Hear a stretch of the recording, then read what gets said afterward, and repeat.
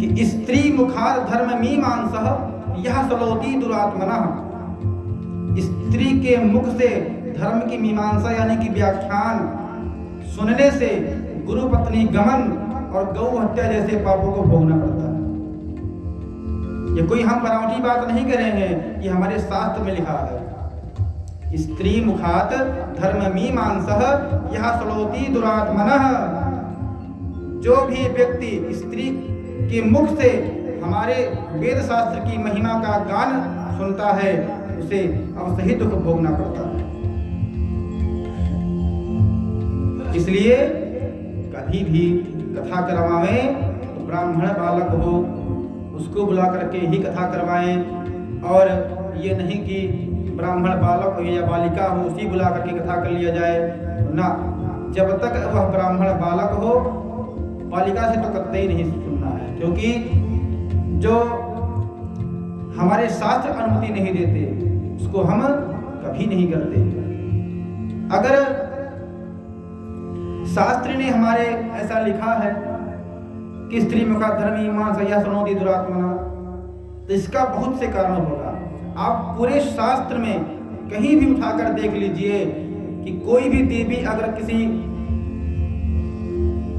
भगवान को या कोई पुरुष को कथा श्रवण करा रहा हो, कहीं भी नहीं है। रामचरितमानस में भगवान भोलेनाथ माता पार्वती को सुना रहे हैं,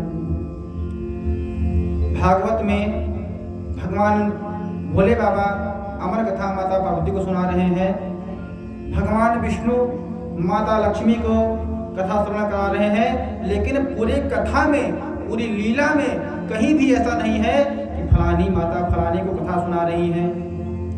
इसलिए जो हमारा शास्त्र कहता है वही सत्य है।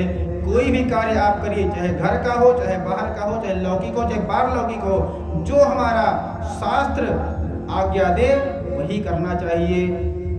शास्त्र के विरुद्ध कोई भी किया हुआ कार्य वो असफल ही रहता है। ये हो गई कथा करने वाले की विधि। अब कथा सुननी कैसे चाहिए इसकी भी विधि सुन लिया जाए। कहते हैं कि घृतं पानं पयादानं कृत्वा वै शृणुवत् सुखम।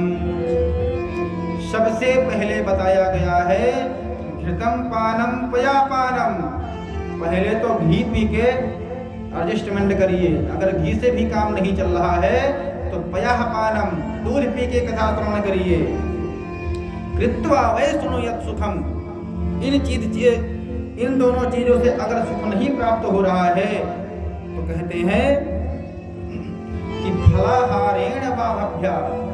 अगर आपका घी पीने से भी, दूध पीने से भी पेट नहीं भरता तो आप थोड़ा फल ग्रहण कर लीजिए। फल ग्रहण करके कथा को श्रवण करिए, क्योंकि ये सब चीजें क्यों बताई जा रही हैं। अगर आप पेट भर के भोजन कर लिए और कथा के मध्य में जब आप बैठ करके कथा श्रवण करेंगे तो कथा तो नहीं कान में जाएगी, लेकिन निद्रा महारानी पहले आ जाएगी। इसलिए भूखे पेट बताया गया है। कहते हैं कि फलाहारेण वाभ्या मेका भुक्तेन वह पुनः। कि अगर कदाचित आपका फल खाने से भी काम नहीं चल रहा है तो कहते हैं भोजनम तुम वरम मन्ये। महाराज छक्कर भोजन करिए, पेट भर भोजन करिए, लेकिन कथा को श्रवण करिए। नो पशो वरह प्रोक्ता कथा विहन करो यदि। कि अगर आप पेट भर के भोजन करके कथा में आना चाहते हैं तो पेट भर भोजन करके कथा में आइए, लेकिन कथा में आइए जरूर। अब कथा कहने वाले की विधि हमने सुन लिया, कथा सुनने वाले की विधि हमने सुन लिया कि कैसे कथा की जाए, कौन करे, कैसे सुना जाए। अब कथा कहाँ की जाए उसकी भी विधि सुन ली जाए। पहले के जमाने में क्या हुआ करता था, व्यास जी महाराज पंडित जी को बुला लाया करते थे।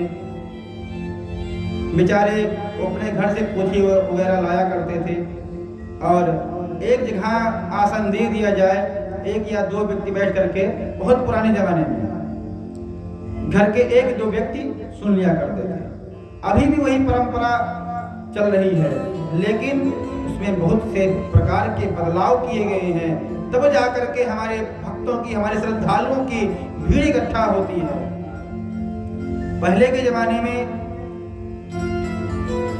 एक झोपड़ी रख दी जाती थी और उसमें चौकी रख करके भागवत का पोथी रख दिया जाता था, और वहीं व्यास जी महाराज बेचारे जब खड़े हों तो मुड़ी लड़े, और जो आरती वगैरह करने वाले आवे वो भी बेचारे झुक के आरती करें। बहुत सी चीजों को देख करके यह विकास करवाया गया है। हमने आते ही कुछ बातें सुना कि यहाँ तो झोपड़ी उपड़ी को कुछ रखी ही नहीं है, कैसे महाराज जी है, कैसे क्या है। तो समय के अनुसार सब कुछ परिवर्तित होता रहता है। मुख्य चीज है कथा सुनना, कि हम कथा को सुने कैसे, कथा में आए कैसे। वही तो हमने कहा कि वक्ता को छोड़िए, श्रोता भी दो प्रकार के होते हैं। एक होते हैं श्रोता जो कथा सुनते हैं, एक होते हैं श्रोता जो काटते रहते हैं।